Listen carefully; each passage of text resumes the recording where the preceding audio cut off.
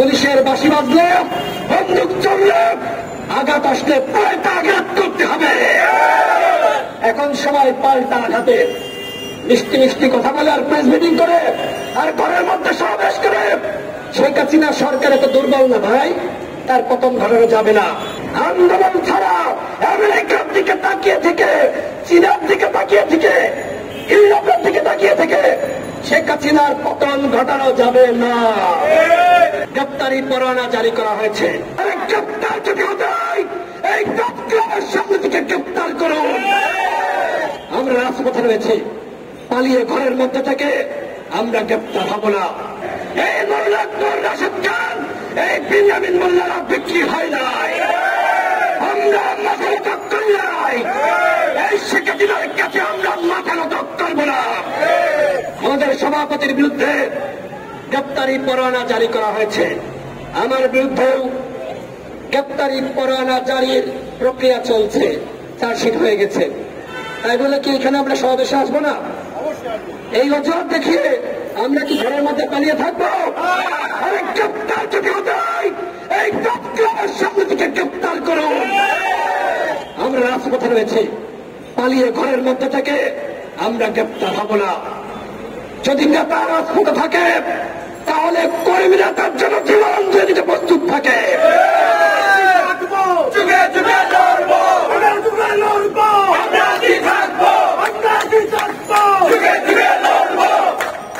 প্রিয় সাংবাদিক ভাইরা, উপস্থিত বন্ধুগণ, তো গণঅভ্যুত্থানের যে গল্প আপনাদেরকে শোনাচ্ছিলাম, বাংলাদেশের রাজনৈতিক দলগুলোর নেতা কর্মীদেরকে প্রশিক্ষণ দিতে হবে।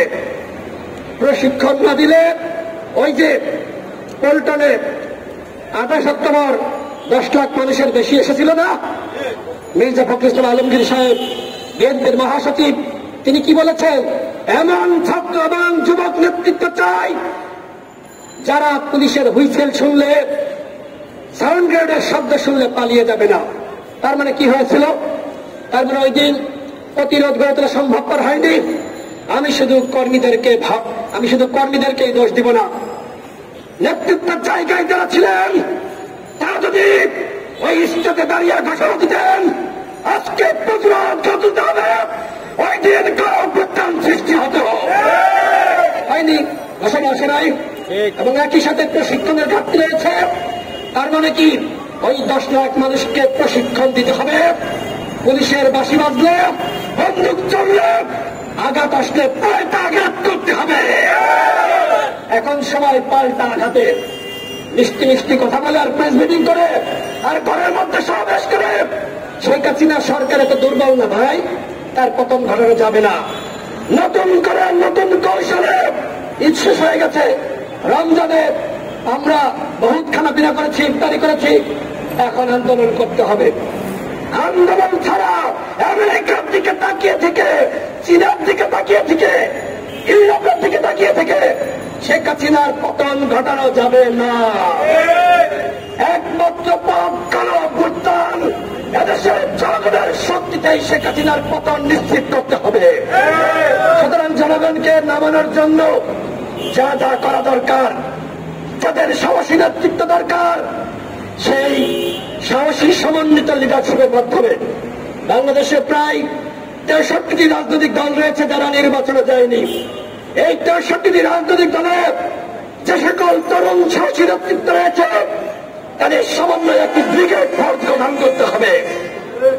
মুক্তিযুদ্ধের সময় প্রতিটি সেক্টরের দায়িত্ব ভাগ করে দেওয়া হয়েছিল, প্রত্যেকটা জায়গায় নেতৃত্ব সৃষ্টি করা হয়েছিল। যে কারণে কিন্তু মুক্তিযুদ্ধ 9 মাসের আন্দোলনে রক্তক্ষয়ী সংগ্রামের মাধ্যমে সেই আন্দোলন সফল হয়েছে। এখন এই ফ্যাসিবাদের বিরুদ্ধে আমরা 15 বছর ধরে লড়াই করছি, কিন্তু সফল হতে পারছি না। সফল হতে পারছি? সেখানে 9 মাসের সংগ্রামে সফল হয়েছি, এখানে 15 বছর সংগ্রাম করে আমরা সফল হতে পারছি না। তার মানে ব্যর্থতা আছে, আমাদের নেতৃত্বের সংকট আছে। এটি আমাদেরকে কাটিয়ে উঠতে হবে। মহান আল্লাহ রাব্বুল আলামিনের রহমত এই মুক্তিকামী জনতার সাথে রয়েছে।